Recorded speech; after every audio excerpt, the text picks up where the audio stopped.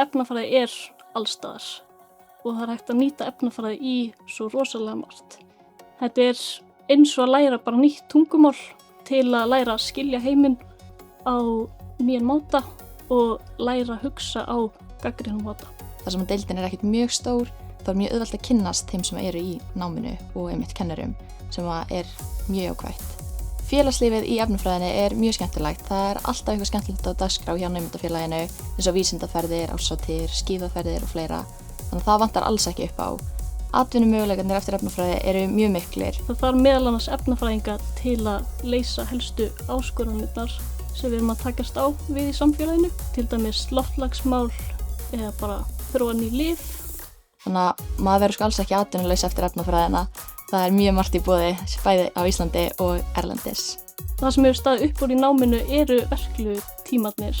Það sem maður getur blandað því sem við lærum í bóklegu tímanum við það sem við erum að gera á tilraunastofunni. Þetta hefur verið mjög krefjandi nám, en hins vegar skemmtilegt og ég hef lært mjög mikið sem ég held að mun nýtast mér mikið í atvinnulífinu. Mér finnst efnafræði vera grunnur á svo mörgu og fólk gleymir að maður þarf ekki að stoppa bara í efnafræði. Það er hægt að fara yfir í aðra raungreinar eða aðra greinar af því að þetta skarast allt á. Ef þú hefur áhuga á efnafræði eða raunvísindum almennt og langar að læra eitthvað meira efni eða efniseiginleika, þá mæli ég eindregið með efnafræði hjá HÍ.